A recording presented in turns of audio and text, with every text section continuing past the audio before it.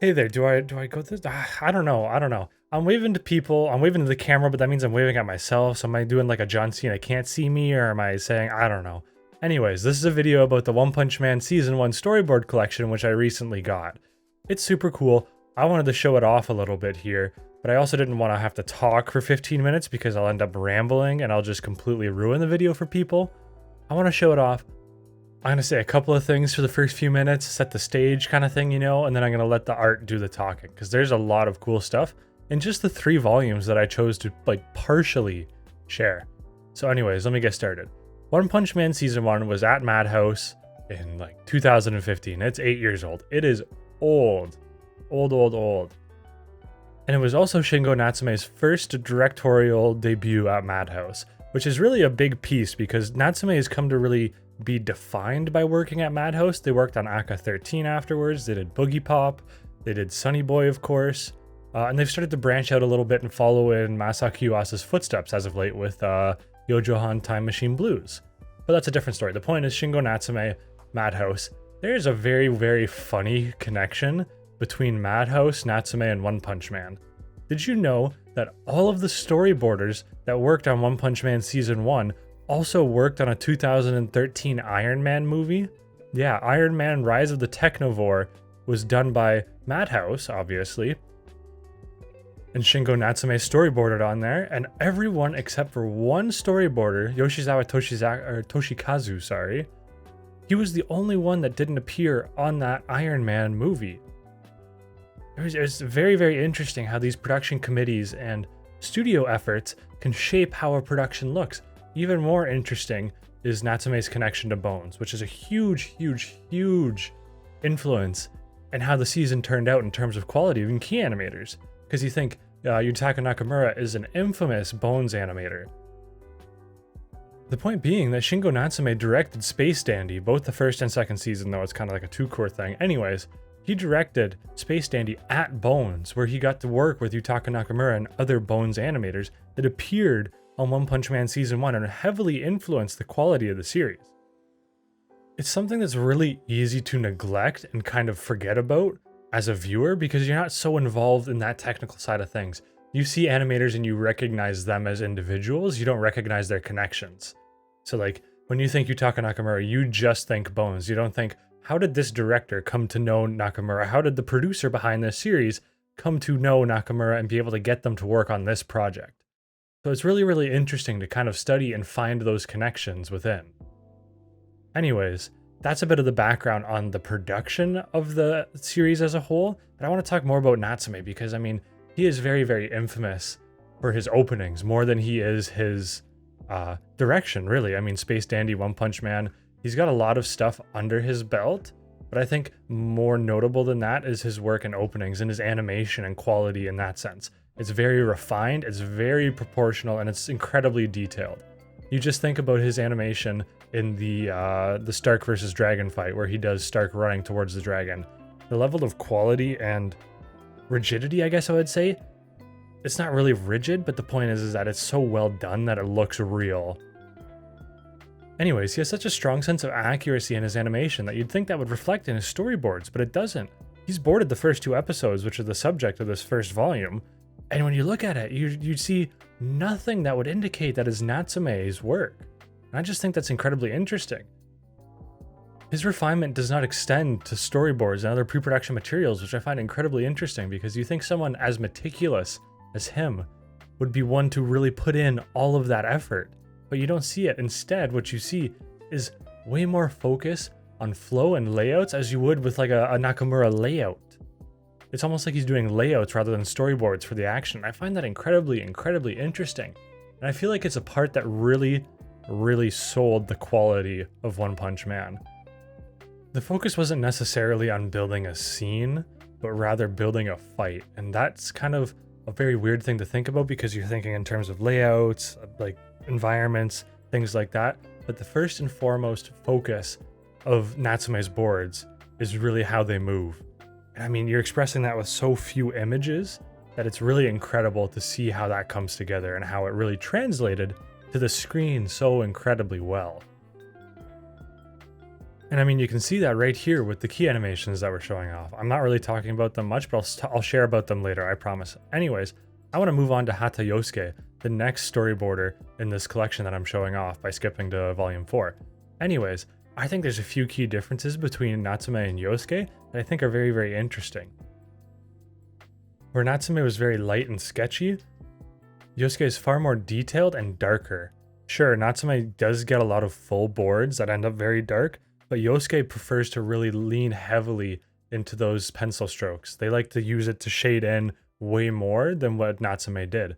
And I think that makes a huge difference in how you view the boards. And I mean, Yosuke's eye for character models here is just such a huge night and day difference to Natsume's. Not that either way is wrong, but it's just so interesting to see how different boarders tackle different problems. For example, Yosuke draws way more effects and external details to his boards than Natsume did. If I were to say one thing about the difference between Natsume and Yosuke in terms of boards, it would be that Yosuke's boards carry a lot more intent and overall detail in terms of what they convey to the staff.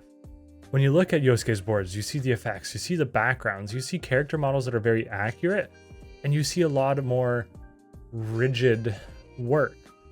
Natsume's, on the other hand, is far more fluid and full of motion and really relies on the work of the team to kind of flesh out the rest of the details. It's really interesting in how they produce it because obviously Yosuke is more focused on creating a full picture while Natsume is focused on providing the context and tools to the staff to really deliver. I think both have their places. I just think it's very, very interesting to see how each chooses to approach the problem.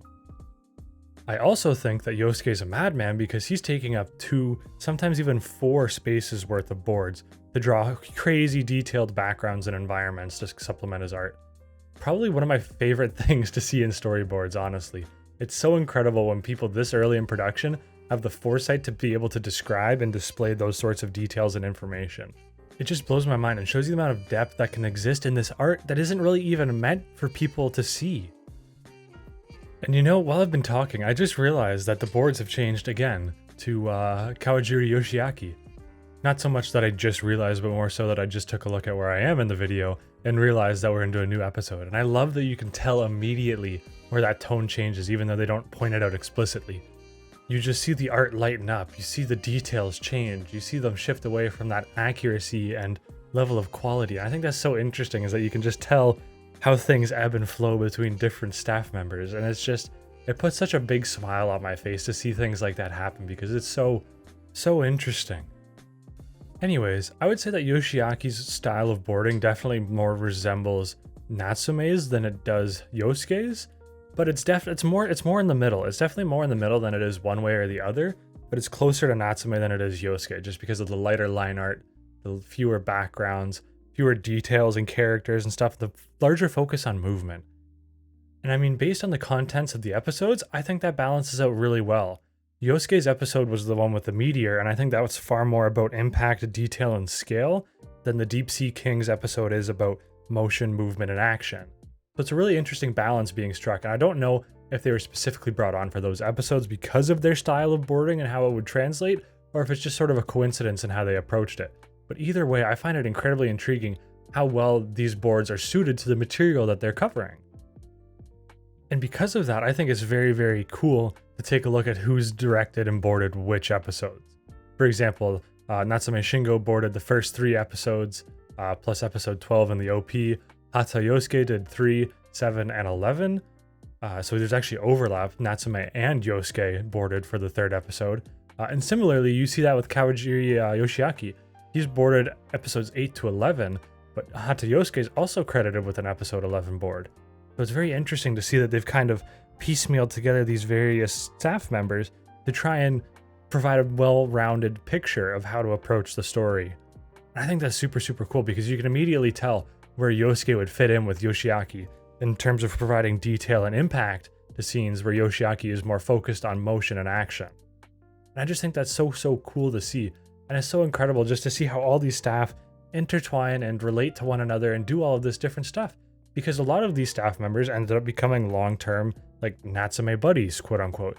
You'll see them on Aka 13. They've made appearances on Boogie Pop. A lot of them did sizable work on Sunny Boy. It's just so interesting to see how those overlaps occur and how they accommodate one another throughout their different productions. Anyways, I've neglected to mention that we're on the final book of this video right now, so there's that, and now you can actually tell and compare and contrast and see which boards specifically were done by which person for this first episode. You can immediately tell Yosuke's apart by the heavier line weight, the darker boards overall, and you can tell which ones are Yoshiaki's because of the lighter line weight and the greater focus on detail within. It's so interesting to see how these two have kind of combined their individual styles into a single coherent storyboard that really translated incredibly well to the episode. Yosuke's impact and detail comes through perfectly, while Yoshiaki's action and movement is translated almost effortlessly.